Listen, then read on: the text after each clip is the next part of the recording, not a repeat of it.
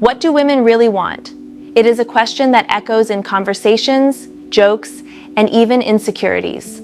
Scroll through social media and you'll see memes and comments about penis size, some bragging, some complaining. Sit at a dinner party and someone will inevitably joke about big or small.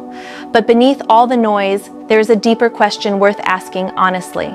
Do women really want something extreme? Do they really crave 12 inches? I am Dr. Yande, board-certified urologist and sexologist. And today I want to cut through the myths, the jokes, and the bravado. We are not going to talk about opinions or fantasies.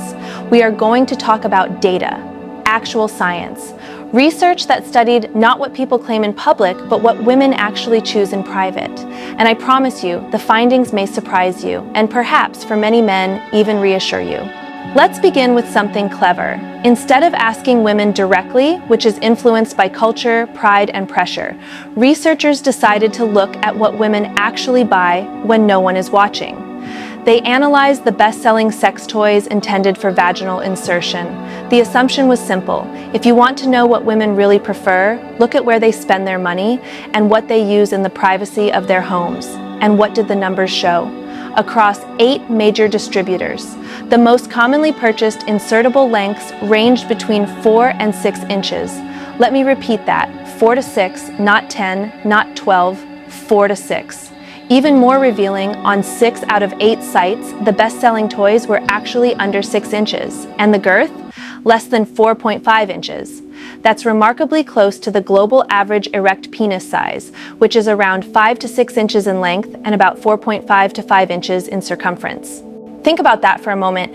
In a market where women could choose anything, short, long, thick, thin, even unrealistic extremes, what do they overwhelmingly choose? Something that looks very much like reality, something average, something natural.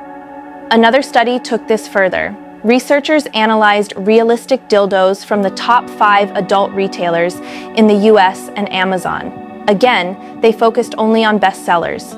And here, the average insertable length was about 16.7 centimeters, roughly 6.5 inches. Yes, slightly above average, but not by much.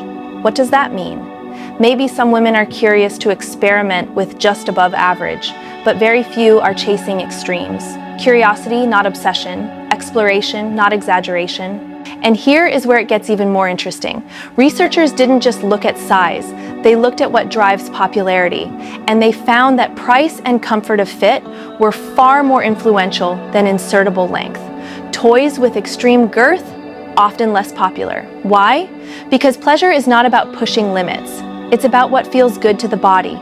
A toy that is comfortable, affordable, and reliable is far more attractive than one that looks like it belongs in a fantasy movie. The message is clear.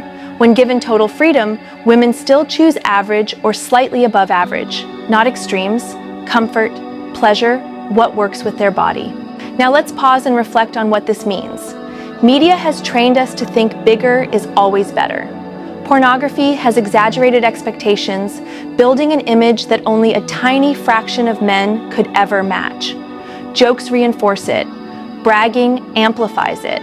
And what happens? Millions of men live with quiet anxiety, measuring themselves against a myth. But the science tells a different story. The overwhelming majority of women do not chase extremes. They do not want something that hurts, that feels unnatural, or that is impossible to enjoy.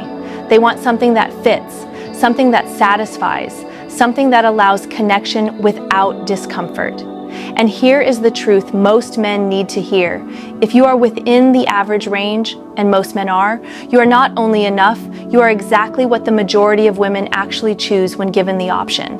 Yes, there will always be exceptions, outliers, someone who says they prefer bigger, someone who brags online, but when the door closes, when privacy takes over, when women make choices for themselves, the data is consistent. Average wins. And here's something else the research shows.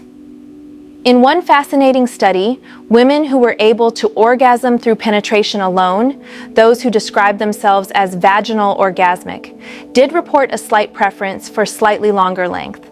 But let's be clear, this was not about extremes. We are not talking about double the average. We are talking about modest increases, a few millimeters, a little more than average. Subtle differences, not dramatic ones. So what does all of this mean for men? It means stop obsessing over the ruler. Stop believing the lie that you must measure up to a myth. What matters far more is everything else: confidence, communication, intimacy, presence. Women do not fall in love with centimeters. They fall in love with men who listen, who respond, who connect. And that is the part no toy, no measurement, no myth can ever replace. Think of it like music. A piano with 88 keys doesn't make music by having more keys. It makes music when the pianist knows how to play. Technique, rhythm, harmony, emotion, that is what moves people. In the same way, sexual satisfaction is not about extremes of size. It is about how you use what you have, how you connect, how you build confidence in yourself and trust with your partner. So let me give you the bottom line. If you fall within the average range, which is most men, you are fine. You are normal. More than that, you are capable, you are enough, and you are perfectly equipped to satisfy your partner. And if you need more reassurance, look at the evidence. Sales data, surveys, and clinical studies all point to the same conclusion. Women, when no one is watching, overwhelmingly choose average. So stop comparing yourself to fantasies. Stop letting media noise shape your confidence. Start focusing on what truly matters: your health, your confidence, your communication, your intimacy.